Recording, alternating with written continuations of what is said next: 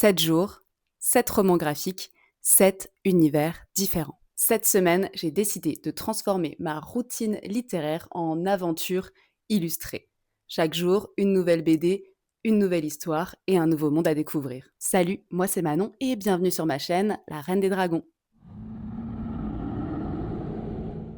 J'adore les romans graphiques. C'est vraiment un format que je trouve magique entre la BD et le roman. C'est un mélange parfait entre texte, dessin, émotion et rythme. Chaque page me transporte ailleurs, que ce soit par les couleurs, les ambiances ou les histoires que je trouve souvent hyper touchantes. Le problème, c'est que j'en achète beaucoup trop, de manière un peu frénétique, tu vois, et que je prends pas toujours le temps de les lire. Du coup, cette vidéo, c'est l'occasion parfaite de rattraper tout mon retard et de plonger dans cette pile à lire qui m'attend depuis quelques semaines déjà. Pendant 7 jours, je vais lire 7 romans graphiques et je te partagerai mes impressions au fur et à mesure, ce que j'ai ressenti, les planches qui m'ont marqué ou les thèmes qui m'ont touché. J'ai vraiment hâte de découvrir tous ces univers et peut-être te donner envie de plonger dans certains d'entre eux. Alors c'est parti pour 7 jours de lecture, d'émotions et de belles découvertes illustrées. Du coup, tu te doutes bien que cette semaine, j'ai des grandes ambitions. Qu'est-ce qu'on a au programme? Tout d'abord, j'aimerais découvrir Sage de Quentin Zuiton,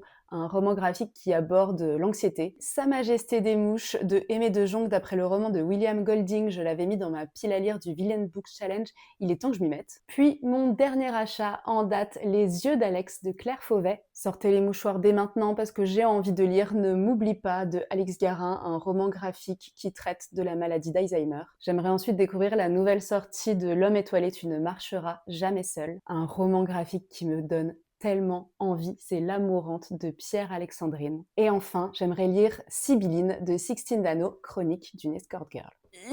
Ça pèse un âne mort ce truc. Beaucoup d'ambition, mais un jour après l'autre, aujourd'hui on s'attaque à Sage de Quentin Zuiton. Je commence la lecture et on en reparle juste après.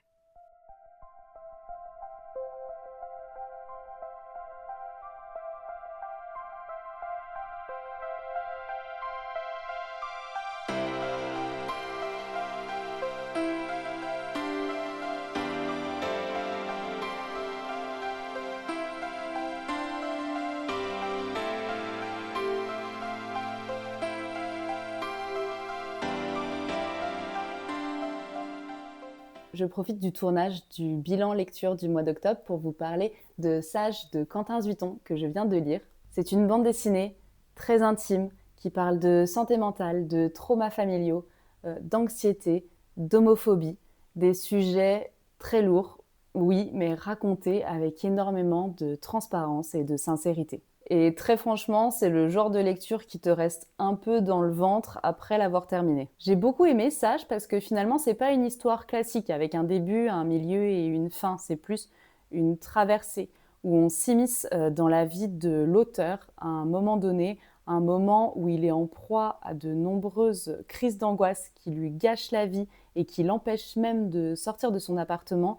Et on va comprendre au fur et à mesure des pages l'origine de son état anxieux. Donc c'est un récit assez autobiographique, hein, très personnel. Il évoque des traumas familiaux liés à son homosexualité, la difficulté de se comprendre soi-même, la peur du regard des autres. C'est pas larmoyant du tout, hein, c'est juste très sincère et il raconte uniquement sa perception de sa réalité. Ce qui m'a vraiment plu dans cette bande dessinée, c'est la façon d'aborder la santé mentale. L'anxiété ici, on le voit sur la couverture, est représentée sous forme de spectres, des sortes de fantômes qui le suivent où qu'il aille, mais on n'aborde pas du tout l'anxiété comme d'un problème à régler. L'auteur, il va juste montrer de quelle manière il vit avec, et visuellement, c'est superbe, les dessins sont magnifiques, les couleurs pastel donnent une ambiance un peu flottante, et elles permettent aussi de bien distinguer le présent du passé parce que les couleurs sont complètement différentes. Et il y a une certaine douceur finalement dans les traits qui contrastent vraiment avec la dureté des sujets abordés. En bref, je trouve que tout est pensé pour transmettre des émotions, pas juste pour raconter une histoire. Donc personnellement, moi qui suis un peu sujette à l'anxiété, c'est une BD que j'ai beaucoup aimée. Il y a des passages où je me suis reconnue, d'autres qui m'ont donné à réfléchir. J'ai beaucoup aimé cette manière d'aborder l'anxiété, dire que la guérison n'est pas un chemin droit en fait, que c'est ok d'être fragile, d'avoir mal parfois, ou d'avancer lentement. C'est pas juste une BD sur la santé mentale, en fait, c'est une BD sur la vie, tout court. Alors franchement, non, lisez-la, prenez le temps, vous verrez, c'est une petite claque toute douce.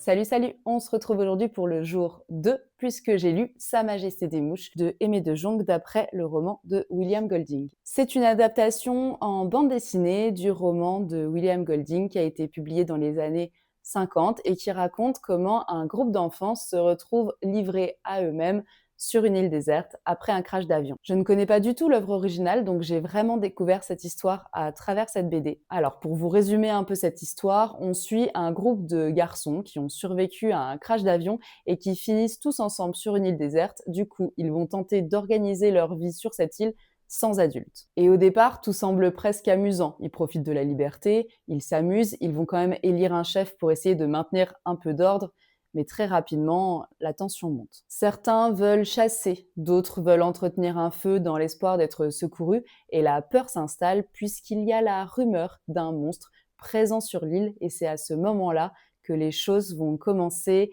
à basculer. Tout d'abord, j'ai trouvé cette bande dessinée vraiment très belle visuellement parce que le dessin d'Aimé de Jonghe est vraiment très expressif, et les couleurs évoluent du vert lumineux au début vers des teintes plus rouges et sombre. C'est aussi une histoire pleine de tensions où on remarque la perte de l'innocence page après page. Mais je vous avoue néanmoins que j'ai eu comme un sentiment de distance.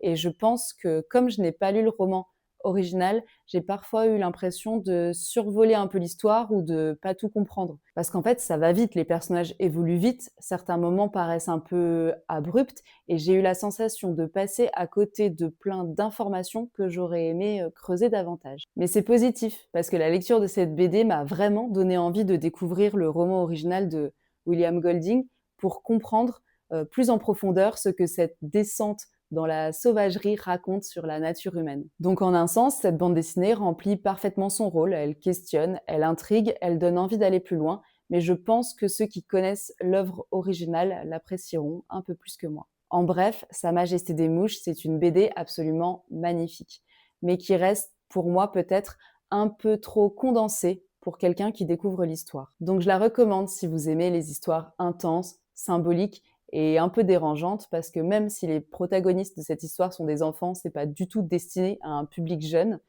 Il y a beaucoup de violence. Et surtout, si vous êtes curieux de découvrir ou de redécouvrir un classique sous une autre forme, moi, voilà, ça m'a laissé un peu sonner, mais curieuse d'en savoir davantage.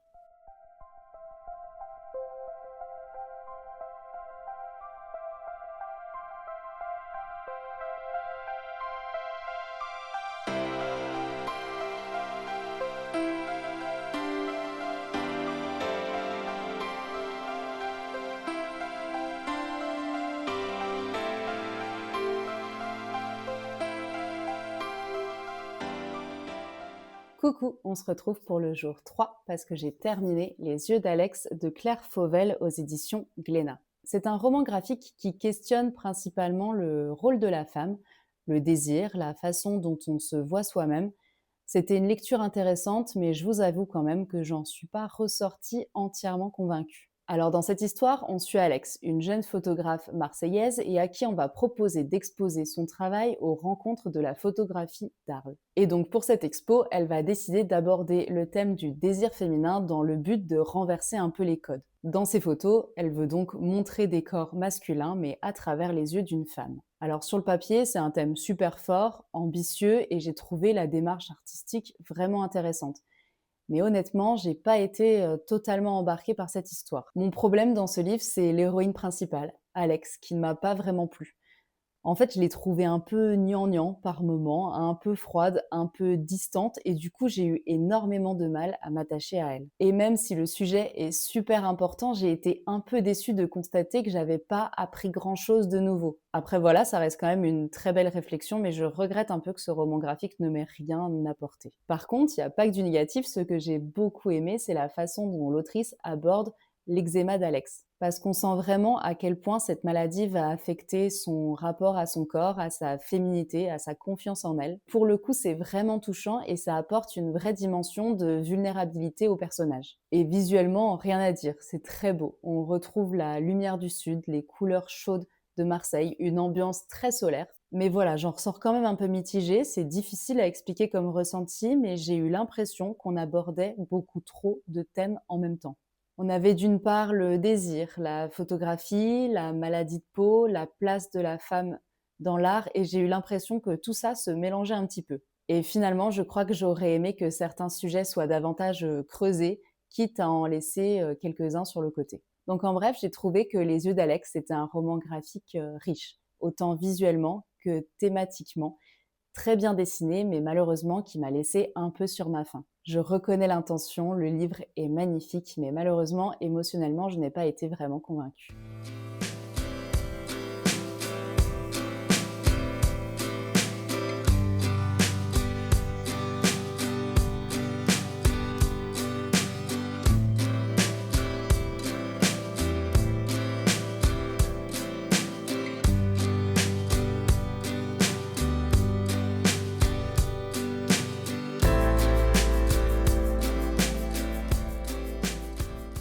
Alors pour être tout à fait honnête avec vous, j'avais dit 7 jours, 7 livres. J'ai jamais dit que les 7 jours se suivraient. En vérité, ça fait presque un mois que j'ai commencé à tourner cette vidéo et j'étais vraiment persuadée, en tout cas je m'étais persuadée que j'arriverais à lire une BD tous les jours et pouvoir vous en faire un retour. C'est pas du tout ce qui se passe. Néanmoins, je me suis dit que pour vous, ça ferait pas non plus une énorme différence, donc tant pis. Et je reviens donc vous voir aujourd'hui pour vous parler du roman graphique de Alix Garin, Ne m'oublie pas, qui est publié aux éditions Le Lombard. J'avais vraiment envie de lire ce titre parce que j'ai lu un peu plus tôt dans l'année Impénétrable de la même autrice qui a été un coup de cœur phénoménal. Je me suis dit du coup que tous ces autres ouvrages devraient à peu près y ressembler et je me suis jetée sur Ne m'oublie pas et j'avais beaucoup d'attentes sur ce roman graphique. Et je dois avouer que celui-ci m'a vraiment touchée. On va donc y suivre Clémence, une jeune femme dont la grand-mère est atteinte d'Alzheimer. Du coup, sa mamie oublie tout, petit à petit, jusqu'à ne même plus reconnaître sa petite fille. Et un jour, Clémence, elle va complètement craquer de voir sa grand-mère dans cet état-là, et elle va carrément aller jusqu'à la kidnapper pour l'emmener dans un espèce de road trip sur les routes de Belgique, direction la maison de son enfance. Et forcément, c'est un voyage avec une tempête d'émotions. Il y a de l'humour, de la tendresse et forcément un peu de tristesse. Et ce que j'ai trouvé super beau, en fait, c'est le contraste entre le sujet qui est quand même super dur et les dessins qui sont tout doux, presque pastel. J'ai vraiment eu la sensation que par cette BD, Alix Garin, elle voulait quand même parler de la maladie, de la mémoire, de la vieillesse, sans que ce soit vraiment plombant. Et je trouve que c'est vraiment bien fait parce que c'est touchant sans être larmoyant. Bon, par contre, ça n'a pas été un coup de cœur parce que j'ai quand même un petit bémol avec cette BD. En fait, à un moment donné, on aborde le fait que Clémence soit homosexuelle et je vous avoue que j'ai pas trop compris pourquoi. C'est pas du tout le sujet qui me dérange, bien au contraire, mais je trouvais que ça s'intégrait pas forcément au reste du récit et du coup ça m'a un peu sorti de l'histoire. Et même si la fin est très jolie, j'avoue que j'étais un petit peu déçue, je suis restée un peu dubitative à la fin de ma lecture. Je m'attendais à une apothéose, à une fin très touchante et je l'ai pas trouvée aussi forte que ce que j'espérais, même si elle reste très cohérente avec le ton du livre. Donc voilà, c'était pas un coup de cœur, je l'ai pas aimé autant que ce que j'espérais, néanmoins ça reste quand même une très belle histoire, pleine d'émotions et de sincérité. En tout cas, si vous aimez les récits humains, sensibles, qui parlent de liens, de mémoire et d'amour familial, je pense que Ne m'oublie pas, ça vaut vraiment le détour. Je vais éteindre cette caméra et probablement on va se revoir dans un mois, mais tout de suite pour vous, on verra.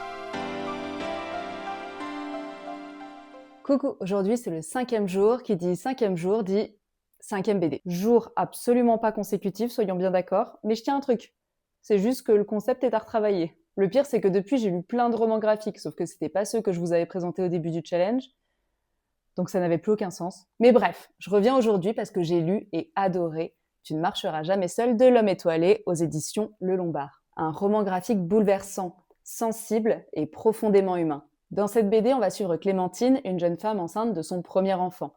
Et au début, tout semble plutôt serein, jusqu'à ce qu'elle commence à sentir que quelque chose se fissure dans sa relation avec son compagnon, Simon. Je vous rassure tout de suite, on n'est pas du tout dans une relation toxique. Loin de là. Simon n'est pas méchant, au contraire. Alors oui, il travaille dur, ça lui prend malheureusement beaucoup de temps, mais c'est parce qu'il veut offrir le meilleur pour sa famille. Néanmoins, il est de plus en plus absent, physiquement et émotionnellement, et Clémentine se retrouve face à un vide qu'elle peine à comprendre.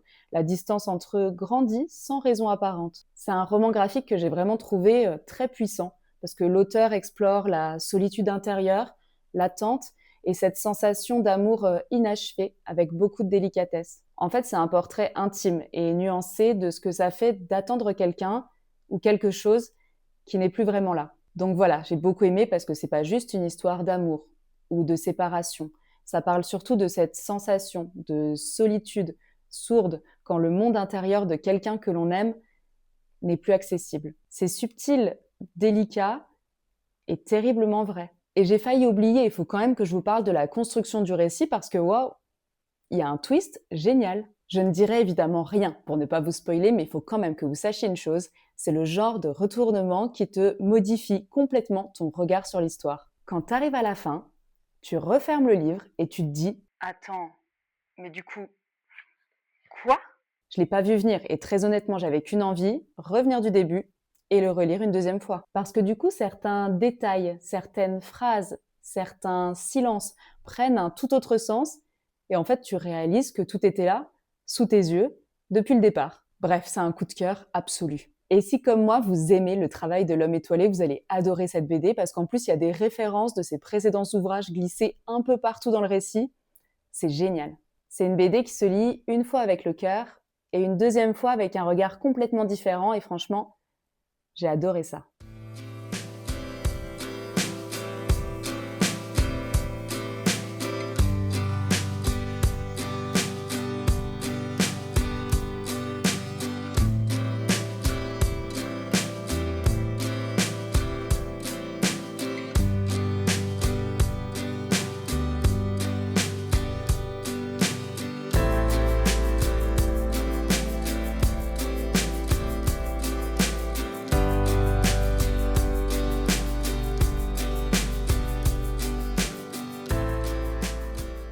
Je reviens aujourd'hui parce qu'il faut absolument que je vous parle d'un roman graphique qui m'a retourné le cœur. L'amourante de Pierre-Alexandrine, publié chez Glénat, c'est 232 pages de folie douce. Je vous le dis tout de suite, c'est un gros coup de cœur. Je m'attendais pas à être autant embarquée. Dans ce livre, on va suivre Louise. Louise qui a une petite particularité parce que elle est immortelle.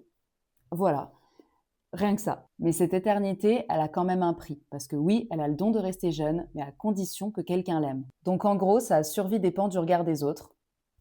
Pas de pression. Et cette histoire commence quand son ex, qu'elle vient de larguer, va débarquer chez elle pour exiger des explications. Et là, elle lui déroule toute sa vie. Enfin, ses vies. Parce qu'on parle de plusieurs siècles d'existence là. Elle a plus de 600 ans, Louise. Et on va traverser les époques. Paris au Moyen-Âge, Venise à la Renaissance, l'Allemagne avec les chasses aux sorcières et la Russie du XVIIIe siècle. Et à chaque fois, Louise va devoir s'adapter. Et visuellement, c'est sublime. Les dessins sont hyper expressifs. Les regards sont incroyables. Les couleurs évoluent selon les périodes, les ambiances, les émotions. On sent le travail sur la lumière, sur les visages. Il y a des planches où j'ai fait des pauses juste pour admirer. Mais ce que j'ai vraiment adoré avec ce livre, c'est le dilemme central. Louise, en fait, elle n'a pas le droit de tomber amoureuse. Parce que si elle aime vraiment, elle doit renoncer à l'immortalité. Elle meurt, comme tout le monde. Donc la grande question que l'amourante nous pose, en fait, c'est qu'est-ce que tu préfères entre l'amour ou l'immortalité? Et honnêtement, je me suis un peu posé la question tout au long de ma lecture. Parce que l'immortalité, sur le papier, ça vend du rêve. Mais voir mourir tous ceux qu'on aime, les uns après les autres, encore et encore, moins fan du concept. Je me suis égarée. Je sais plus ce que je disais. Ah oui, j'ai aussi trouvé ce livre hyper intelligent parce qu'on parle pas seulement d'une histoire d'amour romantique, mais on aborde aussi la question de la place des femmes. à travers les siècles. Et à travers Louise, on voit comment une femme doit survivre à travers des sociétés différentes, parfois en étant désirée, parfois en étant soupçonnée et parfois en étant carrément en danger. Et du coup, son immortalité devient presque un prisme pour observer l'évolution ou pas de la condition féminine. Et j'ai trouvé ça super fort, parce que c'est jamais lourd. On n'est pas du tout dans un cours d'histoire. Et le personnage de Louise, je l'ai vraiment trouvé fascinant. Parce qu'elle est forte, mais pas parfaite. Elle peut être égoïste, touchante, contradictoire, elle évolue, elle doute, elle fait des choix un peu discutables. Bref, elle est humaine en fait, même si elle meurt pas. Donc voilà, gros coup de cœur pour la mourante, pour la beauté des planches, pour l'intelligence du propos, pour cette sensation de fresque intime et historique à la fois. C'est romantique, c'est philosophique, c'est parfois drôle, parfois mélancolique. Franchement, j'ai déjà envie de le relire. Et si vous aviez le choix, vous, l'amour ou l'immortalité?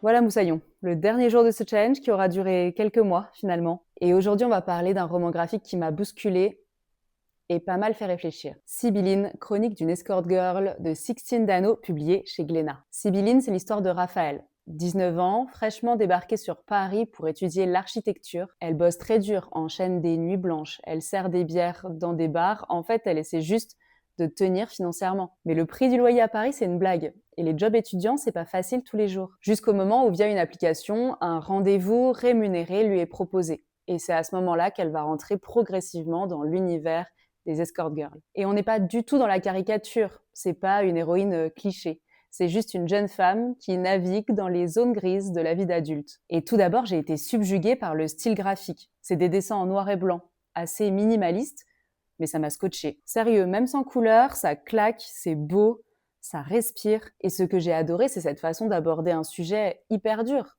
souvent tabou, sans voyeurisme ni jugement. C'est cru, oui, mais c'est aussi poétique et je trouve que c'est fait avec beaucoup de justesse. Raphaël, ici, n'est pas du tout une caricature de la victime ou de la jeune fille rebelle.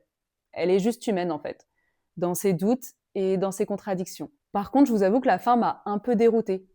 J'ai refermé le livre, genre, ok, mais du coup, c'est quoi la morale de l'histoire? Et je sais pas à quoi je m'attendais honnêtement, mais je vous invite franchement à le lire, parce que je m'interroge encore sur cette conclusion et j'ai besoin d'en parler. C'est pas un coup de cœur, pour être franche, parce que peut-être qu'il me manquait un peu d'approfondissement sur les pensées intérieures de Raphaël.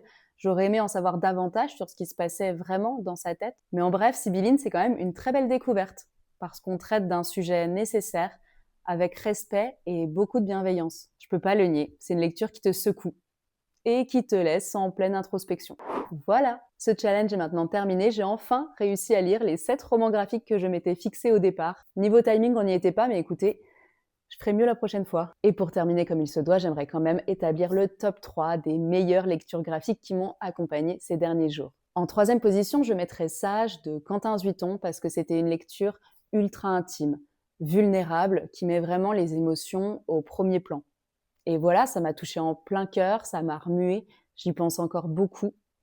J'ai adoré. En deuxième place, je mettrais Tu ne marcheras jamais seul de L'Homme étoilé parce qu'on était sur des émotions puissance 1000. C'était délicat, humain, bouleversant, mais sans en faire des tonnes, avec une chute qui a remis toute ma lecture en question. Une vraie claque. Et forcément, sur la première marche du podium, je mettrais La Mourante de Pierre Alexandrine. C'est la BD qui m'a le plus embarquée parce que c'est original, c'est marquant, il y a un concept fort, des émotions à toutes les pages. Je l'ai refermé et j'ai juste dit waouh. Franchement, ce challenge a été une petite réussite quand même. Cette lecture est beaucoup trop d'émotions pour un seul cerveau. Et si cette vidéo vous a donné envie de lire ne serait-ce qu'un seul de ces titres, mission accomplie. Dites-moi en commentaire si vous aussi dernièrement vous avez lu un roman graphique que vous avez adoré, qui vous a bluffé. Dites-moi également si ce concept vous a plu, je me ferai un plaisir de retenter l'expérience.